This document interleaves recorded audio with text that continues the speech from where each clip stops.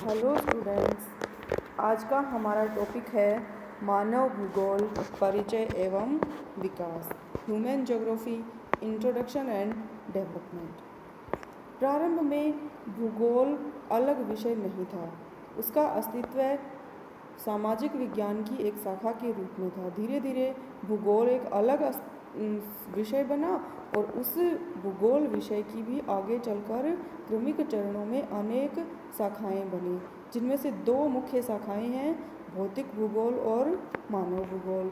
भौतिक भूगोल के अंतर्गत हम पृथ्वी की भौतिक विशेषताओं जैसे नदी, पर्वत, पहाड़, झील, झरने, समुद्र, वन इत्यादि के बारे में पढ़ते हैं। अब मानव का इन भौतिक विशेषताओं से घनिष्ठ संबंध है, इसलिए धीरे धीरे मानव का भूगोल से संबंध स्थापित किया जाने लगा और मानव भूगोल का विकास हुआ। इसके विकास में मुख्य योगदान जर्मन के दो भूगोलवेत्ता थे, हम्बोल्ट और कार्ल रिटर। उन्होंने बताया कि भूगोल जो सामान्य भूगोल या सामान्य भूगोल को भौतिक भूगोल, जो अपन फर्स्ट ईयर में भौतिक भूगोल पढ़ते हैं, उसको इन्होंने सामान्य भूगोल बताया और उसकी परिभाषा दी कि मानव के जो निवास योग्य स्थान हैं उनका अध्ययन करना भूगोल है। प्रारंभ में माना जाता था कि भूगोल पृथ्वी का अध्ययन है, पृथ्वी। फिर बाद में इन्होंने बताया कि मानव के निवास योग्य जो भी स्थान है पृथ्वी पर, उन्हीं का अध्ययन भौतिक भूगोल या सामान्य भूगोल है। इस तरह से भूगोल में मानव का प्रवेश हुआ। फिर आगे चलकर एक जर्मन वैज्ञानिक थे, फ्रेडरिक रेटजेल। इन्होंने भूगोल की एक शाखा के रूप में मानव भूगोल को जन्म दिया। इनकी बुक है एक एंथ्रोपोज्योग्राफी। इस बुक के अंतर्गत इन्होंने बताया कि भूगोल की एक विशिष्ट शाखा मानव भूगोल भी होनी चाहिए। फिर होता क्या है मानव भूगोल? मानव भूगोल में मानव और प्रकृति के अंतर संबंधों का अध्ययन किया जाता है। मानव प्रकृति को किस तरह से प्रभावित करता है और प्रकृति से किस तरह खुद प्रभावित होता है, और इन अंतर संबंधों का अध्ययन ही मानव भूगोल है। मानव भूगोल वैसे तो धीरे धीरे सामाजिक विज्ञान के अंतर्गत इसका विकास होता रहा था, लेकिन 18वीं सदी में जाकर इसका एक स्पष्ट स्वतंत्र विषय के रूप में विकास हुआ। इसके विकास में प्राचीन काल से लेकर आधुनिक काल तक अनेक भूगोलवेत्ताओं का योगदान है। जैसे प्राचीन काल में थेल्स थे, एनेक्सिमेंडर, हिप्पोक्रेट्स, अरस्तु, स्ट्रेबो, टोलेमी इत्यादि। इन्होंने मानव भूगोल को एक अलग पहचान दी। फिर बाद में मध्यकाल में प्लूवेरियस, वोरेनियस, कांट इत्यादि ने मानव भूगोल के विकास में योगदान दिया। जो वोरेनियस थे, इन्होंने भूगोल में द्वैतवाद का प्रारंभ किया। द्वैतवाद मतलब भूगोल को दो भागों में बांट दिया, सामान्य भूगोल और विशिष्ट भूगोल। फिर आधुनिक काल में 18वीं शताब्दी के बाद वाले भूगोलवेत्ता कार्ल रिटर, हम्बोल्ट, रेटजेल इत्यादि, ये सभी जर्मन भूगोलवेत्ता थे। फिर फ्रांसीसी भूगोलवेत्ता, जिनमें फेब्रे, ब्लांस, डिमांजिए, ब्रून्स इत्यादि थे। फिर अमेरिकी भूगोलवेत्ता जिन्होंने मानव भूगोल को विकसित करने में योगदान दिया, वो थे Ellen Churchill, Griffith Taylor, Huntington इत्यादि। साथ ही ब्रिटेन के भी कुछ भूगोलवेत्ता थे जिन्होंने मानव भूगोल के विकास में योगदान दिया, जिनमें से हर्बर्टसन, मैकाइंडर, स्ट्राम इत्यादि प्रमुख हैं। फिर जब मानव भूगोल का एक अलग विषय के रूप में विकास हो गया, तो फिर इसमें मानव भूगोल में किया जाता है कि मानव और प्रकृति के मध्य अंतर संबंधों का अध्ययन किया जाता है। अब इन अंतर संबंधों का अध्ययन किस तरह से किया जाए, किसे सेंटर पॉइंट माना जाए, प्रकृति को या मानव को? कैसे माना जाए कि प्रकृति मानव को प्रभावित करती है या फिर मानव प्रकृति को प्रभावित करती है? इन विचारों के आधार पर अलग अलग भूगोलवेत्ताओं के मन में अलग अलग विचार आए। कुछ ने कहा कि प्रकृति ज़्यादा महत्वपूर्ण है, वो अपने अकॉर्डिंग मानव को संचालित करती है। कुछ ने कहा कि मानव अपनी इच्छा और अपनी योग्यता के साथ प्रकृति को चेंज कर सकता है। तो ये अलग अलग संकल्पनाएं विकसित हुई, जिनमें कुछ संकल्पनाएं ये हैं, कुछ कॉन्सेप्ट्स हैं।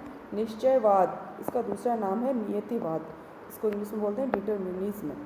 इसके विकास में मुख्य योगदान जर्मनी के भूगोलवेत्ताओं का था, जैसे रेडजेल, और कुछ अमेरिकन भी थे, जैसे एलन चर्चिल सैम्पुल, हटिंगटन इत्यादि। फिर होता क्या है ये नियतिवाद निश्चयवाद? नियतिवाद निश्चयवाद में ये माना जाता है कि सेंटर पॉइंट प्रकृति है। प्रकृति को केंद्र में रखते हुए मानव और प्रकृति के संबंधों का अध्ययन किया जाए। इसके अंतर्गत ये माना जाता है कि केवल मनुष्य केवल वही सब कर सकता है जो करने के लिए प्रकृति उसको अवसर देती है। तो इसमें माना गया है कि मुख्य भूमिका प्रकृति की है, निश्चित है, जो होना है वह सब निश्चित है, प्रकृति ने निश्चित कर रखा है, मानव उनको परिवर्तित नहीं कर सकता। ये है डिटर्मिनिज्म। फिर क्योंकि हम देखते हैं कि जो प्रकृति जैसी अपनी आद्य अवस्था में थी वैसी अब नहीं है, मनुष्य ने अपने प्रयासों से, प्रौद्योगिकी से, लगन मेहनत से प्रकृति को चेंज किया है, प्रकृति में परिवर्तन किया है। तो फिर बाद में एक अलग विचारधारा, अलग कॉन्सेप्ट आया, संभववाद, पॉसिबलिज्म। इसके विकास में मुख्य योगदान फ्रांसीसी भूगोलवेत्ताओं का था, जैसे फेब्रे। ये संभववाद ये शब्द दिया था लुसियन फेब्रे, विडाल डी लाब्लास, डिमांजिए इत्यादि ने संभववाद के विकास में योगदान दिया। अब होता क्या संभववाद? संभववाद के अंतर्गत माना जाता है कि प्रकृति मनुष्य को बहुत सारे अवसर प्रदान करती है। उन अवसर में से मनुष्य की इच्छा और योग्यता के अनुसार मनुष्य किसी एक को चुनता है और प्रकृति को अपने हिसाब से परिवर्तित करता है। इसमें ना तो प्रकृति केंद्रीय भूमिका में है, ना मनुष्य केंद्रीय भूमिका में है। मनुष्य केवल उन्हीं कुछ अवसरों में से किसी एक अवसर को चुनता है जो प्रकृति ने उसे उपलब्ध कराए हैं। फिर आगे चलकर जैसे मनुष्य ने सोचा मनुष्य ने वनों का अत्यधिक दोहन किया, उसके फलस्वरूप क्या हुआ कि पर्यावरण असंतुलित हो गया। इसलिए ये जो विचारधारा थी, ये कॉन्सेप्ट थी, इसके भी कुछ दोष सामने आने लगे। आगे चलकर ग्रिफिथ टेलर ने एक नई अवधारणा दी, उसका नाम है नव निश्चयवाद या नियो डिटर्मिनिज्म, रुको और जाओ निश्चयवाद। ये क्या था? ये कहता है कि प्रकृति को मनुष्य को उतना ही परिवर्तित करना चाहिए जिससे वो संतुलित बनी रहे, उसमें असंतुलन उत्पन्न नहीं हो। जैसे वर्तमान में धारणीय विकास जिसको बोला जाता है, वो ग्रिफिथ टेलर की इसी अवधारणा से संबंधित है। धारणीय विकास वो होता है कि वर्तमान पीढ़ी की आवश्यकताओं को भी पूरा किया जाए और साथ साथ भविष्य की जो पीढ़ी है उसके लिए भी संसाधनों को संचित सुरक्षित रखा जाए। फिर इन सबके अलावा एक और कॉन्सेप्ट है प्रोबेबिलिज्म। ये एक भूगोलवेत्ता थे, OHK स्पेट।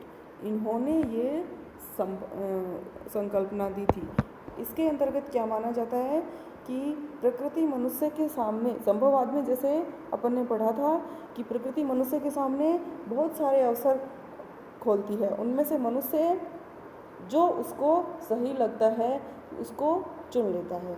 लेकिन संभववाद के अंतर्गत माना जाता है कि प्रकृति मनुष्य के सामने जो अवसर उपलब्ध करवाती है उनमें से कुछ अवसर ऐसे होते हैं जो मनुष्य के लिए ज़्यादा लाभकारी होते हैं, तो फिर मनुष्य उन्हीं अवसरों को चुनता है।